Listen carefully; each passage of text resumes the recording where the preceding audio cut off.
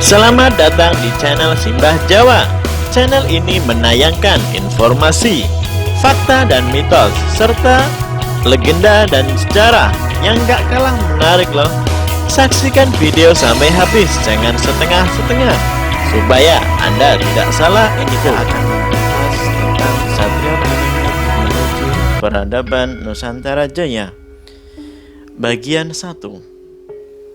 Misteri Satrio Piningit tak pernah pupus dari benak rakyat dan benak relung hati anak cucu leluhur Nusantara. Fenomena sejak masa kewalian pasca kehancuran Majapahit sangat lekat terutama pada anak cucu Jawa. Bali Dwipa, perjalanan sejarah Nusantara telah menjadi saksi hidup tentang kemunculan Satrio Piningit.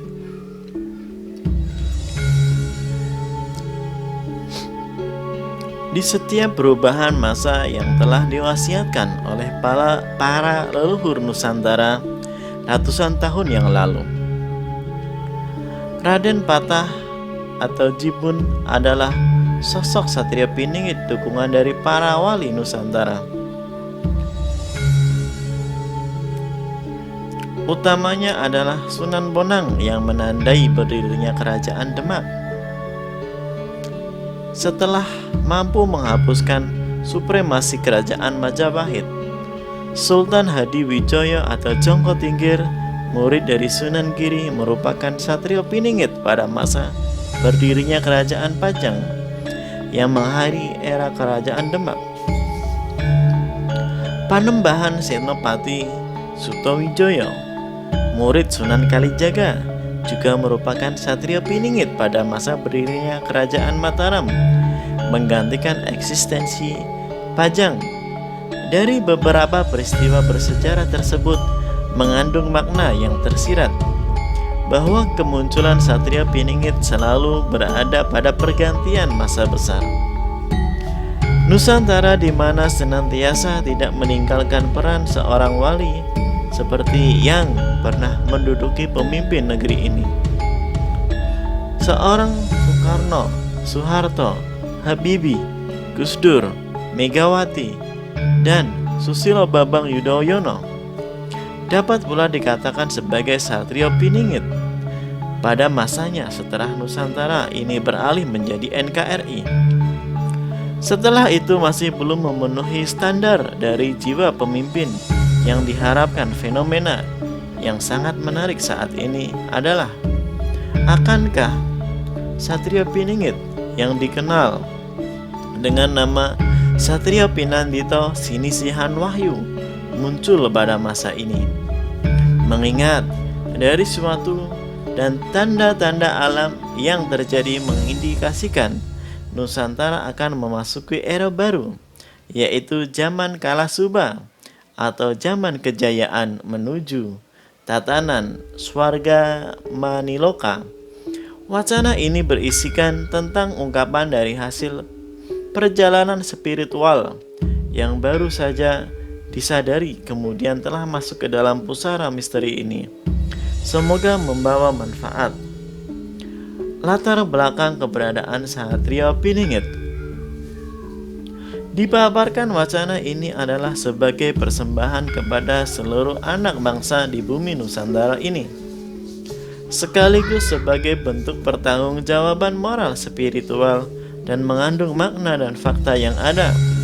Dalam minimnya penjelasan tentang Satrio Piningit atau Ratu Adil atau Imam Mahdi, maka pengilhaman kami untuk memberi penjelasan yang lebih dalam dan menyentuh pada nilai-nilai esensial dari pemahaman tersebut.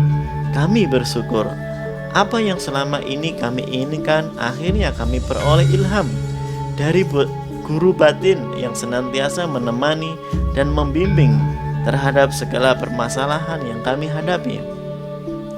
Materi tulisan yang dipaparkan adalah merupakan kajian dalam persepsi spiritual yang dipadu padankan dari karya warisan leluhur Nusantara, yaitu syair Joyoboyo, serat Musarar Joyoboyo, ramalan Sabdo Palon Noyo Genggong, serat Kalatido, Ronggo Warsito, Sarat Darmo Gandul, dan Wangsit Siliwangi. Latar penulisan dimaksudkan pula guna lebih melengkapi dan memperjelas materi yang telah dipaparkan. Esensi tulisan yang ada ini adalah merupakan hasil perjalanan spiritual yang kami dapatkan sewaktu berada sewaktu tempat yang disebutkan Istana Pasrah Asih, yang disitulah akhirnya diperoleh ilham, petunjuk, wangsit berupa suara dari guru batin yang senantiasa menemani dan membimbing terhadap segala masalah yang dihadapi dalam kehidupan ini. Sebelumnya, dengan segala kerendahan hati secara pribadi, penulis memohon maaf sebesar-besarnya kepada semua unsur-unsur kehidupan serta para tokoh-tokoh budayawan dan winasih waskita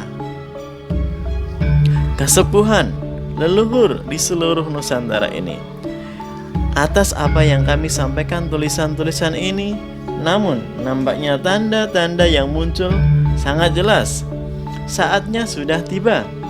Insya Allah saatnya tabir misteri Nusantara mulai terkuak. Dalam mengungkapkan tulisan ini, penulis berusaha memaparkan dengan gaya bahasa yang sederhana mungkin agar mudah dipahami, mudah dicerna bagi semua pembaca dari segenap lapisan masyarakat. Mengingat penyampaian bahasa hakikat fenomena spiritual bagi konsumsi akal, pikiran, dan masyarakat umum adalah sesuatu yang sangat sulit dan rumit. Karena bagi seorang yang awam terkesan segala sesuatunya dihubung-hubungkan atau godak-gatuk matuk. Secara hakikat dalam kehidupan ini tidak ada kebetulan. Kebetulan sejatinya merupakan ketetapan yang telah ditetapkannya sesuai karsa atau kehendak Allah Subhanahu wa Ta'ala. Kecuali bagi pembaca yang sedikit banyaknya telah mengenali karwuh atau ajaran laku utama di dalam keilmuan, maka membaca tulisan ini dibutuhkan kedewasaan dalam perenungannya dan kesadaran spiritual tanpa terjebak dalam fanatisme beragama dan dogma-dogma yang dijalankan. Secara jujur penulis katakan bahwa semua penulis pun awam terhadap sejarah Nusantara. Namun di dalam perjalanan ini dihadapkan pada fenomena-fenomena spiritual yang membawa penulis ke dalam pusara sejarah yang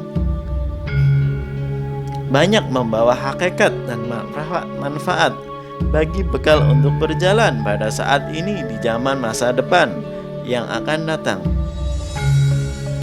Tidak semuanya dapat penulis ungkapkan, tetapi hanya berkenan dengan hal-hal yang berkaitan dengan kepentingan bangsa ini saja, utamanya berkaitan dengan situasi carut-marut di negeri ini di tengah wabah penyakit moral akut yang menjangkiti sebagian besar anak bangsa Nusantara dewasa ini. Tidak pula penulis bermaksud membahas sejarah sesuai metodologi ilmiah sebagai disiplin dalam keilmuan sejarah.